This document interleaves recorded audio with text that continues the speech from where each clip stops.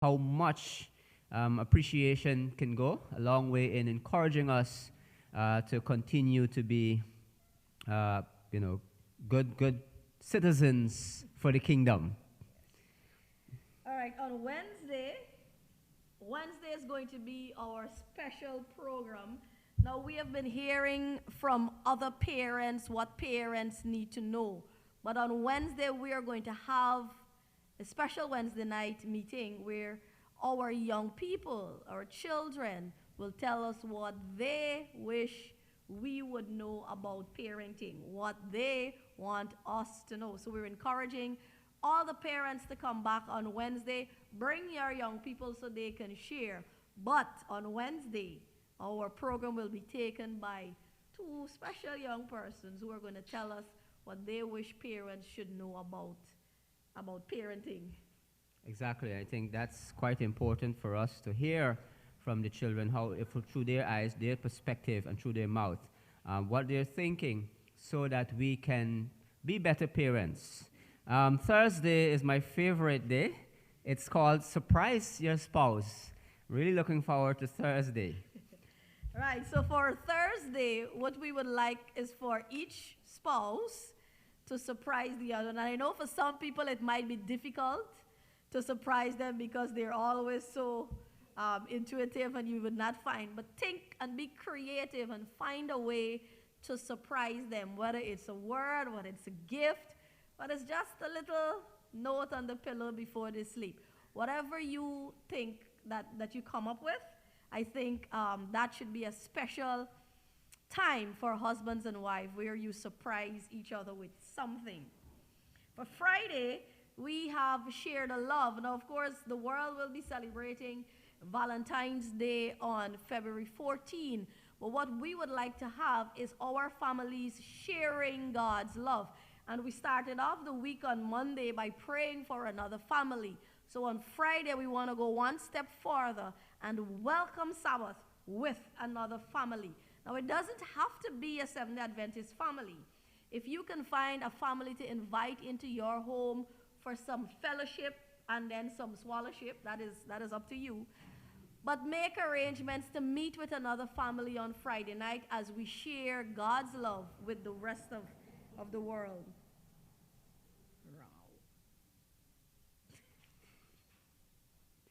That's it. Mhm.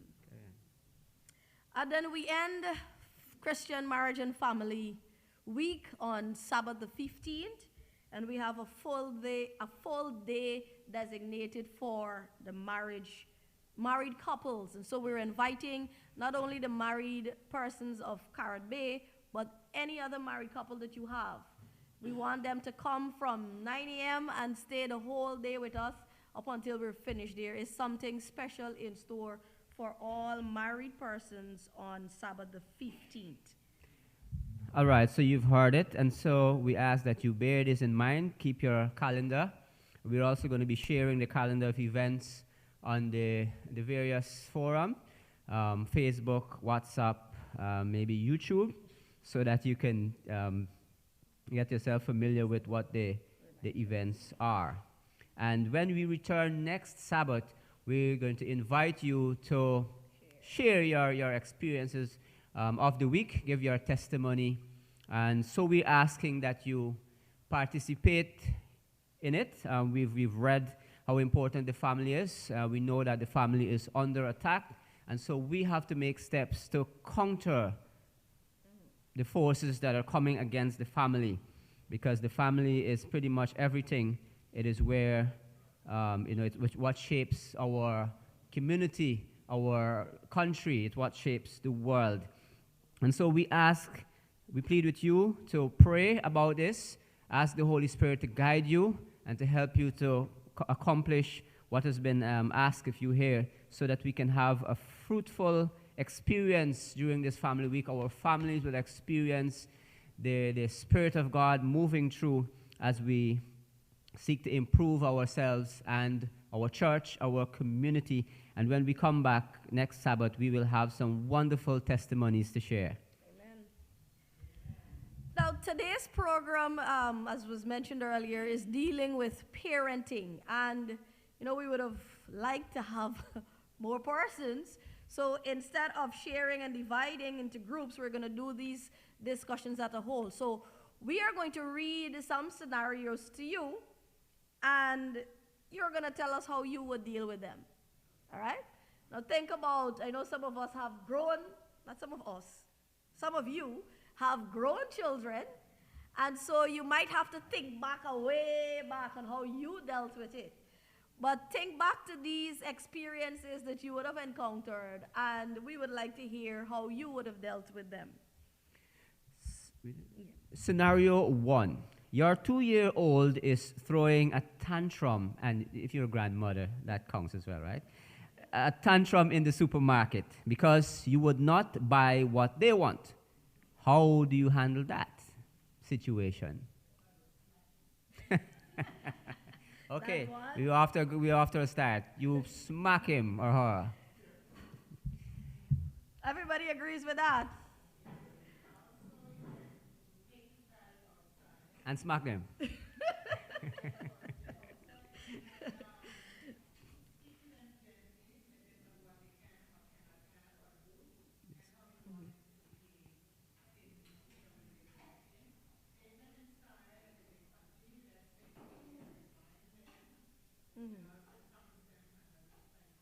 Oh, nice.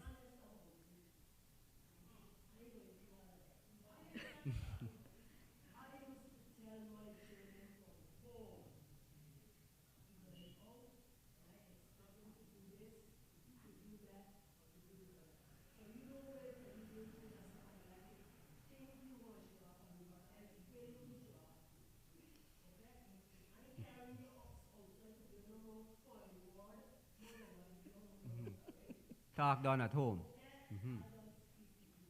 One time.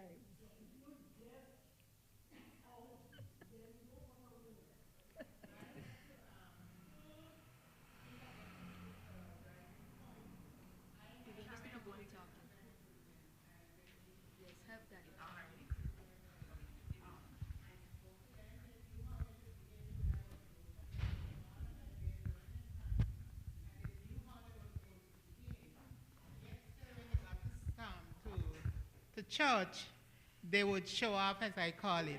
Yes. And luckily, as I said, I was by the window, and I passed that particular one out through the window. I went around, I told him, wait right there, and I went and I got him, gave him the spanking and the talking too. That was a lesson to the others. I didn't have to do any more passing through the window. So Very So effective. we know that one works. I remember seeing that, and there was a grandmother and her grandson, and she took off his belt, took him out of the church, and that was it. When he came back, he was straight. He sat down calmly. You would not believe it was the same child. I had never had that kind of problem with a child. No. One. The last girl, I can't remember now what she did. But I watched, because all I had to do is watch. And they straightened. But this girl, the morning she looking to play, I don't know what. So I take her and I carry her outside and I give her what she was looking for. Right. And she went back in. When she reached home, she said, Mammy, what you beat me for?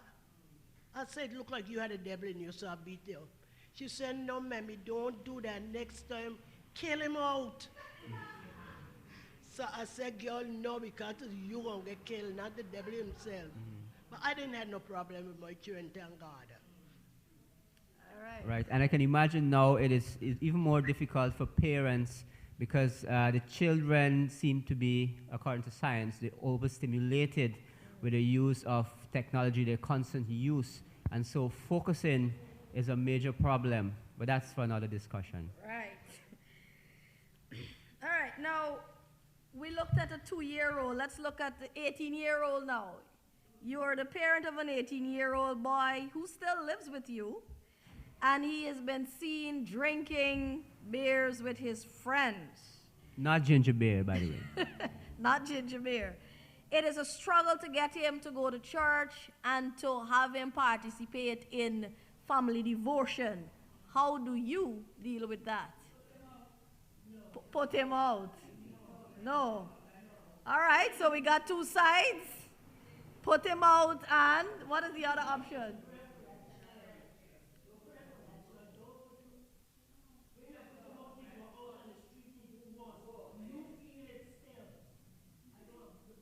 Okay. Sister Adams? Counseling. You pray with them, counsel them, and even though you don't like what they are doing, letting them know that you love them.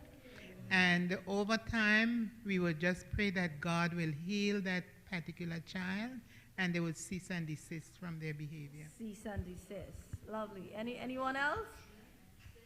No, we're looking Can we get some participation from this half? on the back.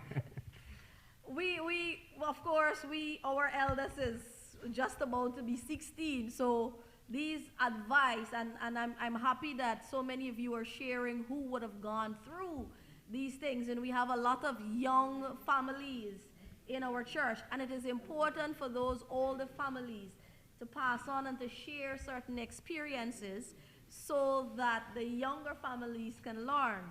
So as Jada listens, she knows that she has two options. We could either put her out, or like Sister Adams David said, counsel them and pray for them. And we're waiting to hear some more options I for Jada's sake. Yes. I believe that even in this era, that parents need to be friendly with the children. They need to have a relationship with the children. My son, when he was 15 years of age, he started to go in a different direction. But having a relationship with him, I could have sat and speak with him. But that didn't solve any problem. What I started to do is to build a relationship with the people who he was among.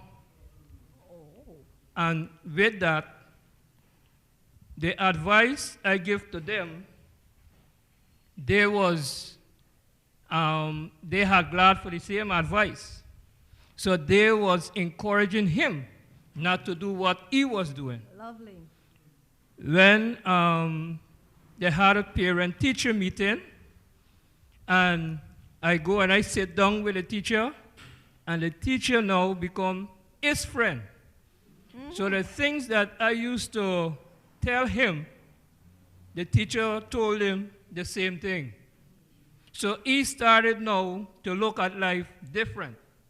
At the age of 18, going to 20, he was a whole total different person than he was before. So the hardship that I would have to pass through was no more. Life become different, and by having a relationship with God also, I believe God was intervening through prayer. All right, so I gathered three things from that. The first is have a relationship with your children from early. Don't wait until they get to those difficult years and then you can't talk to them and you can't deal with them. And secondly, and so also you can pick up when things started to change early.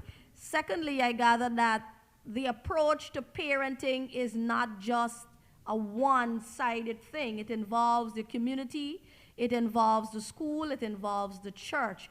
And so years ago, we used to hear it takes a village to raise a child. I know for the most part, a lot of these young families feel that nobody can tell them anything about their child and nobody can tell their children anything, and it is up to them. But that old saying still holds true today, that it takes a community to raise a child. There's no two parents or one who can successfully raise a child on their own. Because when the influences start to pile up, you will need that reinforcement. And getting it from teachers and getting it from friends, I think that in his situation made a big difference. And the third point, hold on. The third point was praying and having God work on our behalf. So I think that those three are very good advice to our families who may be experiencing similar struggles. Definitely, and so you can take all of these suggestions, well, about putting out, I don't know if that has worked. That might be, as an adult, that might be the last case scenario. But I like, especially like the one about relationship, building a relationship with the children, and because it reminds me too of our relationship with Christ. We may be hearing good advice all the time, coming to church and hearing so much good information, the message, and still we aren't quite living the spiritual life that we should, because we have not developed a relationship with Christ. And once we're able to do that, we experience a different quality of Christian life. And similarly, in our family life, that is also critical. Our third scenario, we now have a 15-year-old daughter, and you've just found out she has been skipping school. How do you approach that situation? 15-year-old daughter skipping school.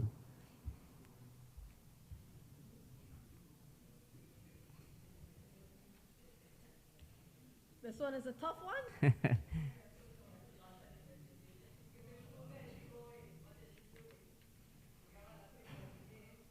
So the first step, Sister Sony says, is to investigate. All right, you need to know what you're dealing with, right? Where is she going and why is she skipping school? Yeah, Yes? because that's what you need to do. From the time you find out about it, you have to have a sit-down talk with her and find out what's going on. Why she's skipping school, what's the purpose? That's when you have to really talk with her and find out really what's going on and see if it's something happening with a teacher or she's skipping school because she's probably doing something that she ain't supposed to be doing when she's supposed to be in school. So you have to get to the bottom of it. You have to get to the bottom of it, and then once you talk with her, then you will realize, see whether it's something she's still doing it, or whether she continue doing it or not. But you really have to get to the bottom of it first by start talking to her to find out why she's skipping school. Because you can't deal with something if you don't know what you're dealing with. You don't know what you're dealing with. On that note, though, is there any good reason to be skipping school? Can we say that there is a good reason to be skipping school? Well, a 14-year-old is saying yes. What do we say as parents? Is there a good reason to be skipping school? Okay. Okay. All right, so we're already learning that it's important that we not get too hasty. And first reaction would be to grab the child and start to shred her to Right. pieces. But what about the child's perspective? We have to find out why. Excellent. Yeah, you have to look from the child's perspective. There might be a good reason for skipping school. But they might be what they think is a good reason for skipping school. All Yeah, right? but in skipping school, where is she going? So if she's continuing, then you have to follow her. You have to follow to see exactly where she's going. So He's going to follow. Yeah, We're of going course, to you I be follow her behind. because you have. Jada. No, but she may not tell you what's going on. So you have to find it for yourself. Follow the girl. Okay, we hear from Sister Gloria.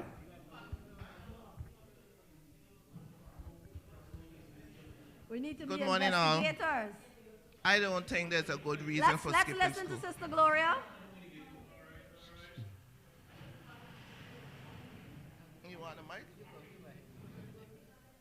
I don't think there's a good reason for skipping school, regardless of what anyone says. There's too much social media. There's too much attention to bullying.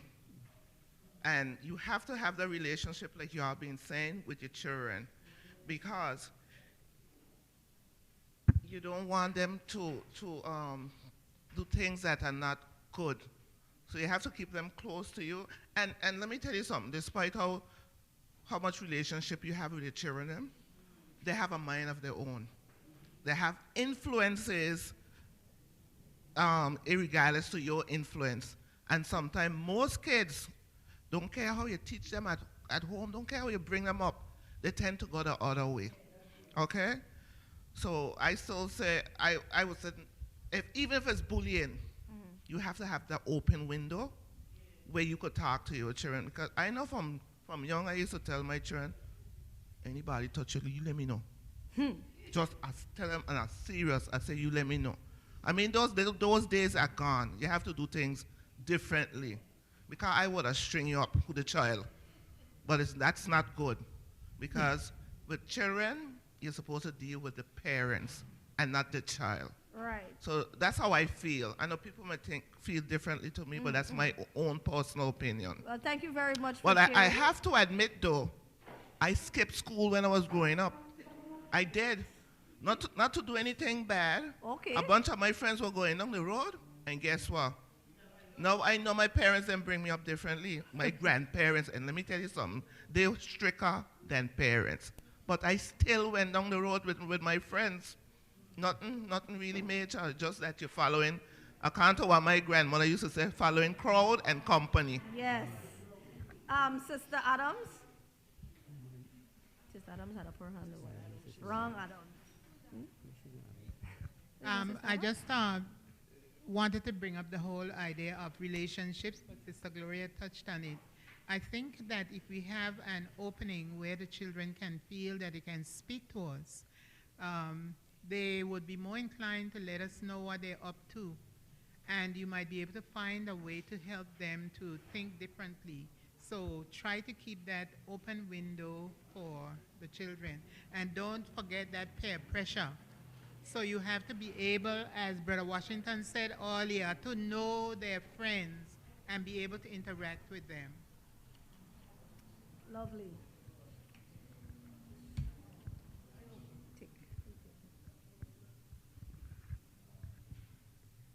All right, I think Sister Gloria just brought out a little bit of confession in me as well, from me as well, because in my school days, I skipped school to play basketball. Who would have thought?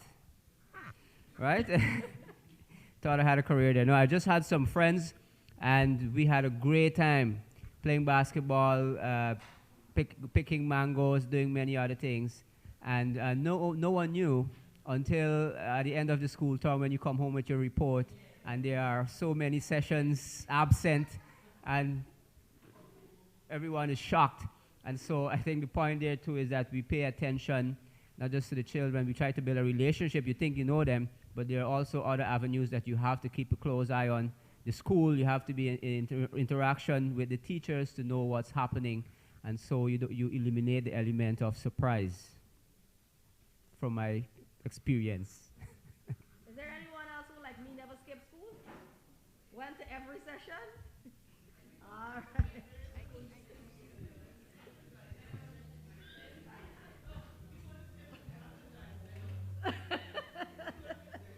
Right. When you know what your parents will do, you kind of act differently. Yeah? Sometimes that is enough to keep you. I knew my mother very well. She would have been. All right, so let's look at another scenario. Your 14-year-old says they are happy to be finishing Pathfinder Club and has no interest in joining AY or in doing anything else as holding any other position in the church. How do you handle that? You're a 16-year-old. You said 16, sorry. Did I say 14? My apologies. You're 16-year-old. I believe we got to look somewhere in the family to see what is going on. We deal with peer pressure. We deal with different kind of stuff. But if my 16-year-old came and he says, well, he or she, and said that, I want got nothing to deal with church. I looking into myself, and I looking into what's going on at home. Because if this happened, something got wrong with me. Just simple as that. I mean, we look at a situation of peer pressure out there. We look at situation with friends out there. We look at children with a mind of their own. But as parents, to me, I believe that we have a right to help frame that mind of that child. And it does not start from when they're 14 or they're 12. You got to start from when they're younger. And also, we need a family also, because it could be something in the church that could cause a child to think different. It could be something with somebody else in a different denomination that cause a child to think different. But as a parent now, to try to help that child to come to the standard where they ought to be.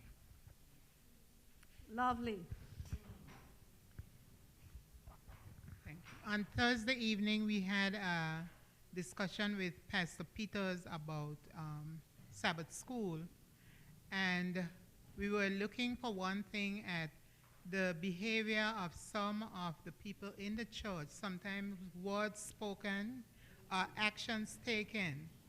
And sometimes we eat different members around our dinner tables, and when the children hear these things, they begin to form a different attitude altogether.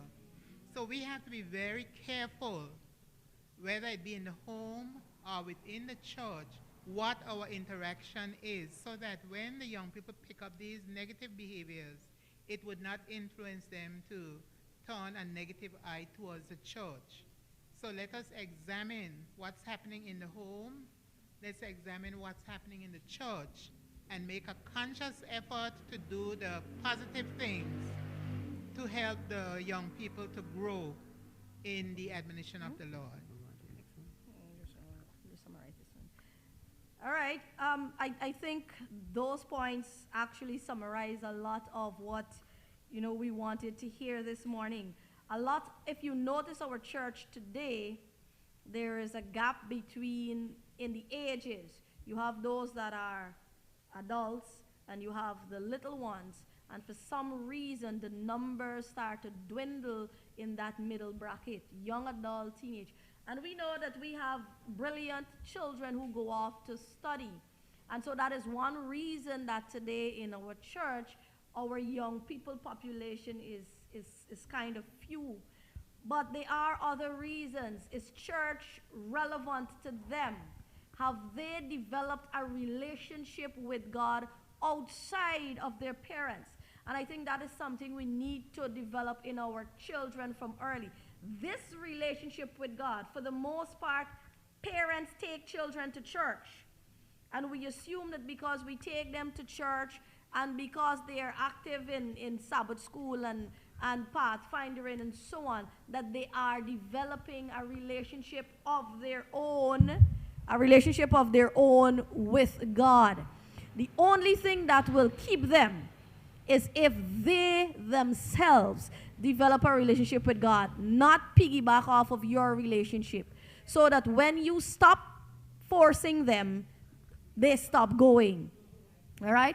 And then as a church, we need to examine ourselves. Have we been catering to the needs of our young people? Have we been providing them with opportunities? Have we been criticizing them more than we have been encouraging them? So there are a number of factors that we need to look at when our young people decide that they want nothing to do with the church. And sometimes as parents, we're quick to think that it is just them, that's their decision, and we don't look at all of the dynamics that is surrounding them.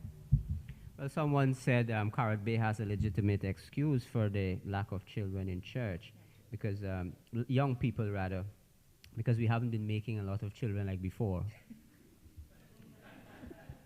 I don't know how true that one is. So what we have seen today is a variety of what we call parenting styles, ranging from the extremes to the two extremes. And we are going to share with you just briefly the three main parenting styles. And you can think for yourselves which one of the parenting styles you fit under. So the first one is authoritarian style, known as the dictator. And this is called the old school way of parenting, where father knows best, or maybe mother knows best, depending on what kind of family. And children should be seen and not heard. The parent is the one in charge, with teens kept in line by threats of punishment. They are told what to do, how to do it, and they hardly allowed to think for themselves. Many of us were raised this way and may have followed this parenting style when your child was young. When a child raised in this environment reaches the teen years, unfortunately, according to studies, it can also lead to rebellion. In the US, for example, today the focus is more on equality rather than hierarchy. So your teen is going to increasingly expect to be treated with respect. Teens resist the restrictions put on them, and they start to challenge what they have been told. In addition, teens raised with this parenting style often struggle to know what to do when faced with challenges. They seem to lack the critical thinking to overcome situations, especially when parents are not around to tell them what to do.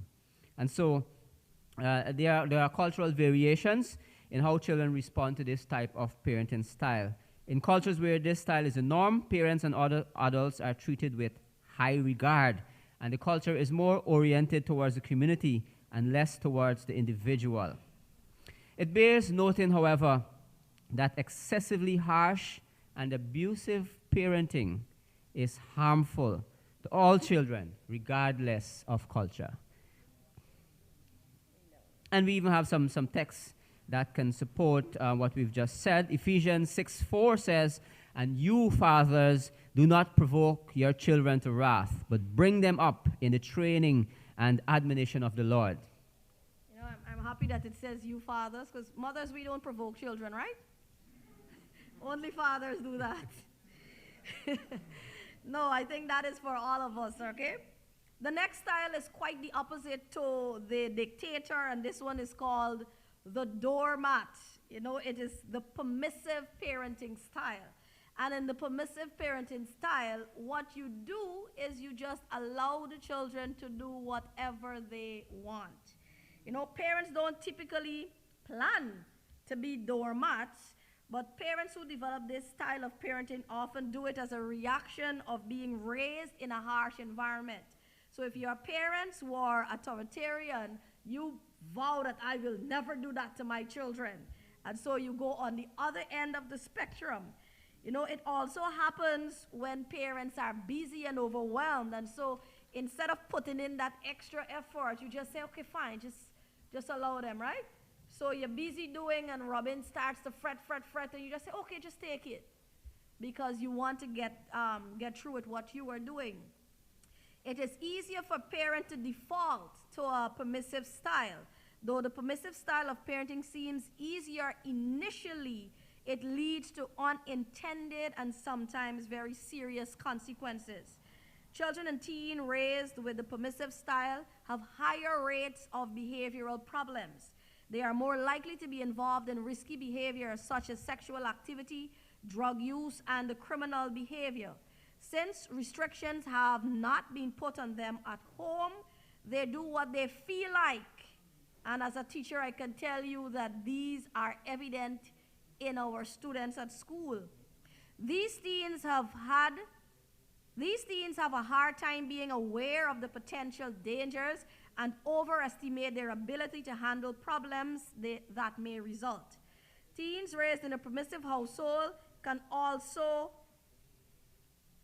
be more anxious because they haven't learned how to manage their own behavior and desires. Teens need limits set by a more knowledgeable adult who cares about them. And the third parenting style we're looking at is authoritative style, the active parent. The busy parent, the parent that exercises. No.